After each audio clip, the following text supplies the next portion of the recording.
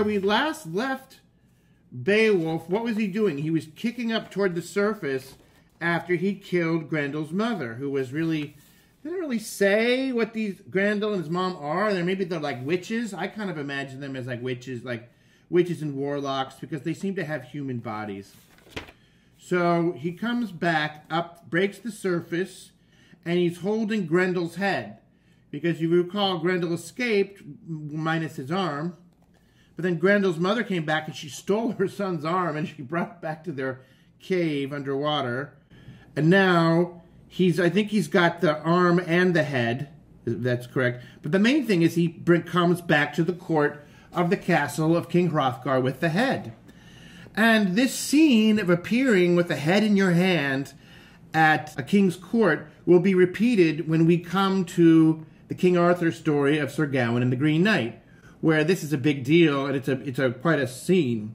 Okay, so he comes back to the king's court and he says, "The hard-edged sword you gave me I could not bring to bear." So he said, "God help me."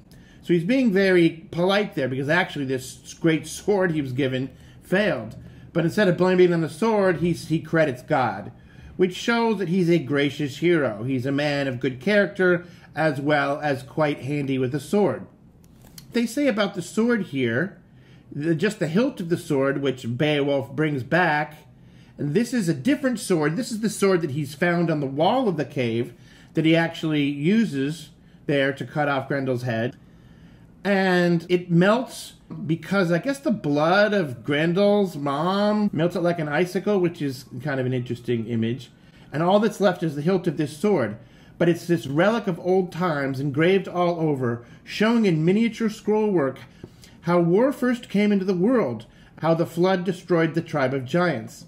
Now, that sounds like an awful lot to carve in miniature scroll work on the hilt of a sword. So obviously this must have been a sword for giants, right? But what it reminded me of was this very famous part of the Iliad describing the shield of Achilles that Hephaestus makes for him in his workshop, the god of craftsmanship. And basically this shield of Achilles depicts the whole Homeric world and everything that's important in it. Farms and, all kinds of scenes from mythology, all on this shield. Well, this description of the hilt, which has all this stuff carved in it, showing how war first came into the world, reminded me of the shield of Achilles. So often you will find in an epic a kind of miniature of the whole world of the adventure. And when we get to Moby Dick in the second semester, I believe we'll read Moby Dick, a little bit of Moby Dick.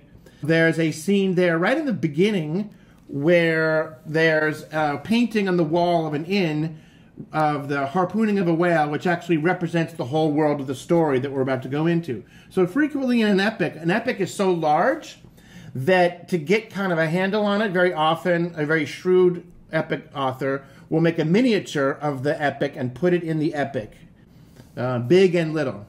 So now we get into this very important, very famous, very long passage in which Hrothgar gives advice to Beowulf on what makes a good king. A protector of his people must uphold truth and justice and respect tradition.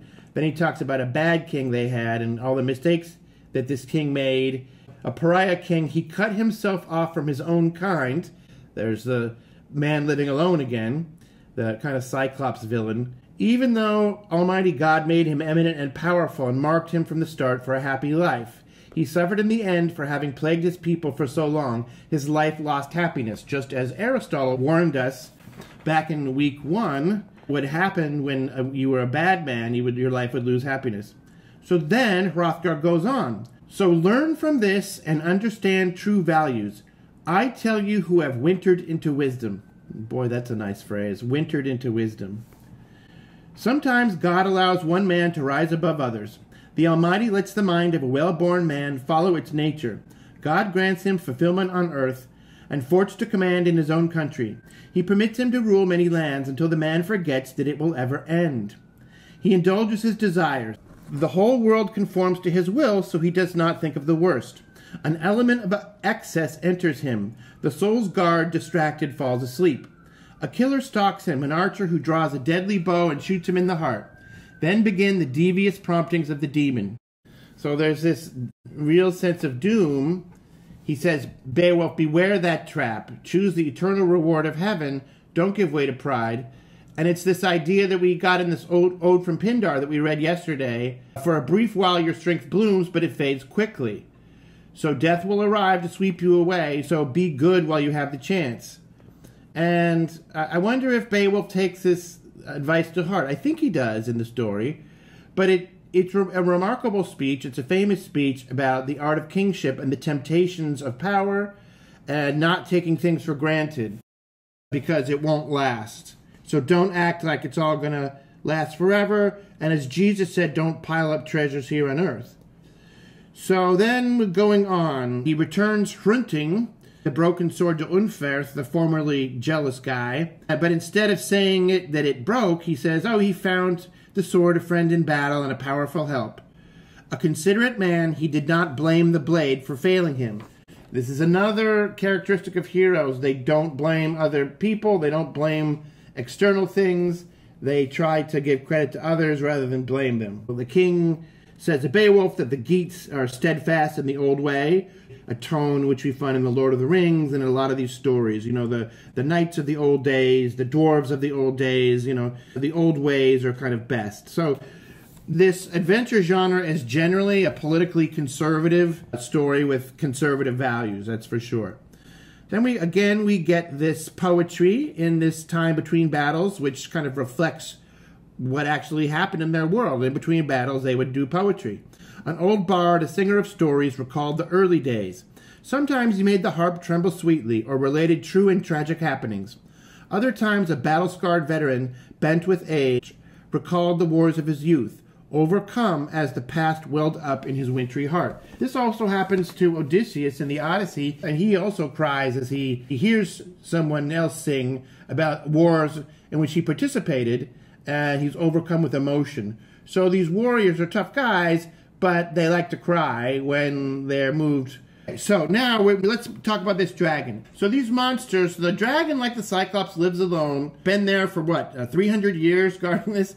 So the dragons also last for a long, long time, right? So just like in Lord of the Rings, wasn't it like centuries and centuries that this dragon had been there guarding this treasure of the ancestors? A dragon prowled out from the steep vaults of a stone-roofed den where he guarded a hoard of treasure. An old harrower of the dark, the burning one who hunts out barrows, the slick-skinned dragon, threatening the night sky with streamers of fire. Guarding heathen gold through age-long vigils. For 3 centuries, this dragon had stood guard. Why does Beowulf decide to fight the dragon? He says, I must measure my strength against the monster to prove my worth. And I think that is a key sentence about all these adventure stories and all these sword and sorcery and all these hero stories. I must measure my strength against the monster to prove my worth. That's like almost what they call in Hollywood a log line, in which you express the whole movie in one sentence.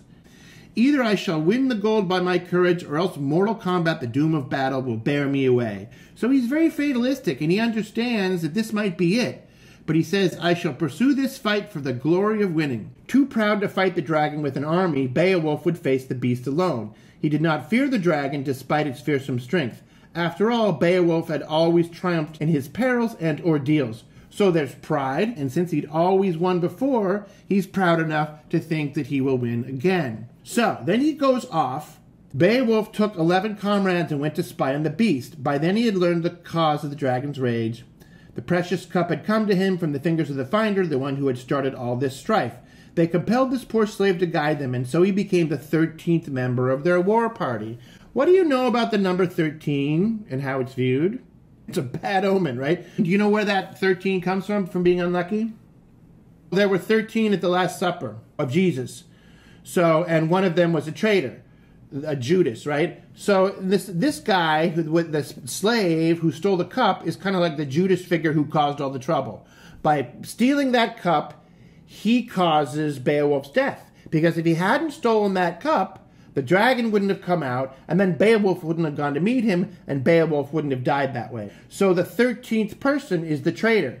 So the 13th member of Jesus' group was Judas, who went and hanged himself after selling Jesus for 30 shekels.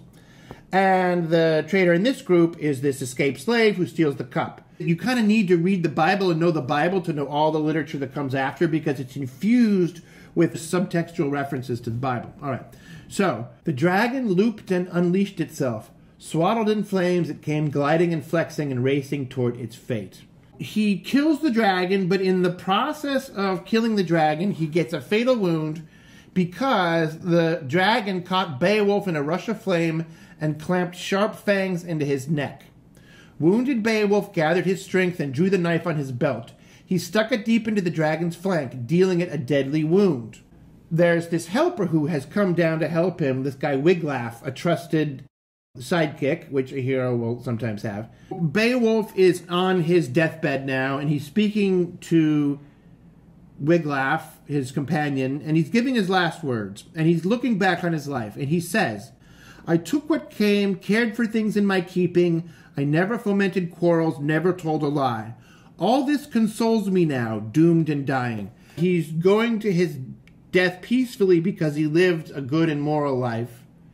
How does that remind us of Socrates or philosophy or anything like that from ancient Greece? You look back and you have your conscience is clear, and that's one of the rewards of being a good and moral man, is that you go to your death with a peaceful soul. So then Wiglaf goes into this cave and he sees the treasure. He went under the rock-piled roof of the dragon's den and saw a treasure trove of astonishing richness, wall hangings wondrous to behold, glittering gold spread across the ground, the cave packed with goblets and vessels from the past, tarnished and corroded, rusty helmets all eaten away, armbands everywhere artfully wrought. Then there's this thing that Beowulf says. He says, "I leave my people well endowed on the day I die. Now that I have bartered my last breath to win this fortune, I must leave it to you, all of you, to guard it, keep it, use it wisely and well." Now, I found that very poignant. He gives his life for this treasure, but in the process, he leaves this great legacy, this great wealth for those who come after, and he asks them to use it well. And that reminded me a little bit of other people in history who have won great things and then kind of leave it to the generations to come, and they say, take care of it. Thomas Jefferson said, "A republic if you can keep it." And it reminded me of that. Beowulf is saying there's this treasure if you can keep it. So in the spirit of my greatness, try to live up to it. And so that's a theme that I think we're going to find again, not only in literature, but especially in history. That people who make great achievements, very often the people who come after don't live up to the deeds of their forebears. So finally, we get this last scene, which is a bookend scene because it matches the scene at the beginning where Shield Chieftain had his funeral pyre. Wiglaf says, and he's kind of giving the epitaph or eulogy almost on Beowulf. He says, "Often when one man follows his own will, many get hurt. That happened to us. We could not convince our beloved Beowulf to let the guardian of the gold lurk there under the earth. Holding to his high destiny, he had to vex the dragon. He laid the hoard bare, but at a grave cost." So Wiglaf clearly thinks that it wasn't worth it because they lost their greatest king, and all they got was this treasure. And their greatest treasure was this great king. So for Wiglaf and those who came after, this was a really bad trade. And basically, through the slaves' greed and then through Beowulf's pride, they lost their leader, and he's really bummed out about it, and so are the other Geats. So they build this great funeral mound, a marker that sailors could see from far away. They extolled Beowulf's heroic nature and exploits and gave thanks for his greatness. So they sorrowed for their dead lord. Of all the kings upon the earth, they called him the most gracious and fair-minded, the kindest to his people, and the keenest to win fame. So I think that the story ends on just the right tone. It begins with the funeral, and it ends with the funeral, and it kind of shows in a circular way how things go around. It's this cycle of funerals. Between funerals, you have greatness, you come up, and then like generation of leaves, as Homer would have said, we go down again.